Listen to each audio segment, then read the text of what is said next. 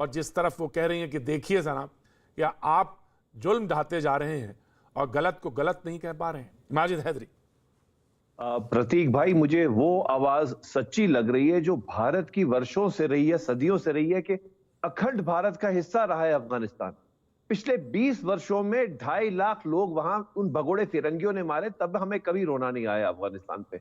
मैं कहता हूं काश मैं तालिबान से जाकर के अपनी गाड़ी में तेल भरवाता प्रतीक भाई। 70 रुपए का तेल है वहां, भाजपा की तरह 100 रुपए का खून नहीं खींचती वो। क्या बात है। काश हमारे यहां पर तालिबान की तरह भाजपा मजबूत होती तो चाइना ने हमारे इलाके पे कब्जा नहीं किया होता। वहां जान जा रही है आपको, पेट्रोल के दाम याद आ रहे हैं। काश भाजपा जनाब पेट्रोल के दाम से सस्ती जिंदगी है आपके सामने जो मौजूद है, और आपको पेट्रोल के दाम याद आ रहे हैं। माजिद हैदरी कैसी बात कर रहे हैं। रुपए का तेल मिलता है प्रतीक भाई, खून पीती है हमारा सरकार। मैं कहता हूं काश मुझे तालिबान आजादी है तो ये बात है। आजादी कौन सी आजादी है प्रतीक भाई? आपको आजादी है बोलने की। आपने भाई भी कितने सुरक्षित हैं। सोनिया की आवाज फिर से सुनना चाहें तो मैं आपको फिर से आगाज कर देता हूं। माजिद हैदरी, जब पहलू खान मारा, जब तबरेज अंसारी को मारा, जब मोहम्मद इखलाक को मारा, वहां तो देखिए हमारे हिंदू भाई, हिंदुस्तानी भाई मैं बढ़ाता हूं, रुक करता हूं। सुरक्षित हैं, लेकिन भारत में हम सुरक्षित नहीं। हमारा खून पेट्रोल के लिए भी पिया जा रहा है, हमारी धरती सुरक्षित नहीं। चाइना आके लद्दाख में बैठ गया। चाबरिया हमारे साथ मौजूद है। मैंने इनका नाम लिया था। चाबरिया, मैं जानना चाहता हूं कि बहुत सारी बातें हैं अफगान में जो कुछ हो रहा है, अफगानिस्तान में जो कुछ हो रहा है, तालिबान के बिहाफ पे जो कुछ हो रहा है, औरतों को लेकर जो बातें कही जा रही हैं, मैं जानना चाहता हूं आपके बिहाफ से जो आपकी स्टोरी है, जो आपके बयान है, वो मैं जानना चाहता हूं। चाबरिया। मैं ये बोलना चाहती हूँ कि तालिबान अभी बिल्कुल भी अच्छे लोग नहीं है। हमने उनका सिस्टम अपने कंट्री में देखा है। उन्होंने ऑलरेडी हम हमारे कंट्री में थे ऑलरेडी, उन्होंने सबको प्रूफ दिया है। वो 5 साल अफगानिस्तान में थे, 5 साल में उन्होंने किसी को भी आज़ादी नहीं दिया, किसी को भी फ्रीडम ऑफ चॉइस नहीं दिया। वो लोग हमेशा मतलब औरतों को अपने अंदर रखना चाहते हैं, ढकना चाहते हैं, निकाब में रखना चाहते हैं, घर पे रखना चाहते हैं। कोई मतलब अफगानिस्तान से बाहर नहीं निकल सकता, दुनिया के साथ मतलब वो कनेक्शन नहीं रख सकता, जो दूसरे फॉरेन लैंग्वेजेस है वो नहीं पढ़ सकता, अपने राइट से जिंदगी नहीं कर सकता, अपने चॉइस से लाइफ नहीं जी सकता, और एजुकेशन नहीं कर सकता। इस्लाम भी उनको जबरदस्ती दिया जाता है। इस्लाम ये नहीं है कि आप जबरदस्ती किसी के ऊपर करो। तो ये सब देख के तालिबान अच्छे लोग नहीं है। हमने उनका देखा है, अफगानिस्तान ऑलरेडी ये सब सह चुका है 20 साल पहले।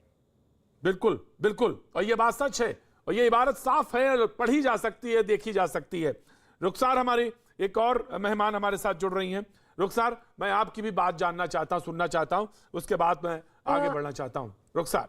हेलो जी, बोलिए। मैंने जो कुछ सब ने बोला मैंने सब सुन लिया, और मैं अपना ओपिनियन देना चाहती हूँ कि ये हर किसी का अपना अलग अलग सोच होता है, पर जो सोनिया ने कहा मैं उसके साथ बिल्कुल डिसएग्री करना चाहती हूँ, क्योंकि जो तालिबान के समय अफगानिस्तान में चल रहा था, लाइक आई एक्सेप्ट दैट, मुझे ये कबूल है कि तब लेडीज को कोई राइट्स नहीं दिया जाता था, उनको एजुकेशन की राइट नहीं था, बाहर निकलने का राइट नहीं था, कुछ नहीं था। तालिबान की नज़र में लेडीज बस एक ऐसा मौजूद है जिसका कोई चेहरा नहीं होना चाहिए, कोई जबान नहीं होना चाहिए, और कोई आँख भी नहीं होना चाहिए, कुछ नहीं करना चाहिए उनको, बस जो जेंट्स कहे उसी को फॉलो करना चाहिए।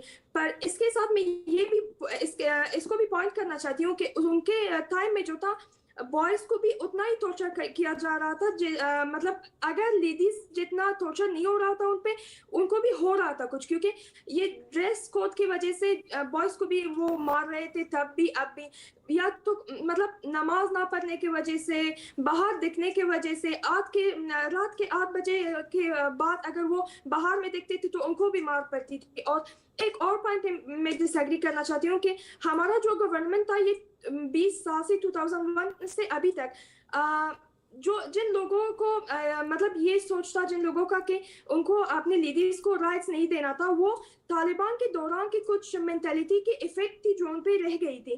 पर बेसिकली लाइक शहर में, हेरात में, मज़ार में, काबुल में लेडीज को बहुत ज्यादा राइट्स दिया जा रहा था। हमारे गवर्नमेंट के 70% मिनिस्ट्रीज में, ऑफिस में लेडीज काम कर रही थी। ऐसे नहीं है कि अफगानिस्तान का 20 साल से लेडीज का कोई वैल्यू नहीं है, ये नहीं है। हम अपने कंट्री में जेंट्स से भी हमारा ज्यादा वैल्यू था इस 20 साल में, पर अभी हम 20 साल पीछे जा रहे हैं। पता है, क्योंकि अभी जब तालिबान जब से आए हैं, एक ये बात नहीं है कि लेडीज को वो बस अपने हिसाब से पहनने नहीं दे रहे या तो अपने हिसाब से काम करने नहीं दे रहे।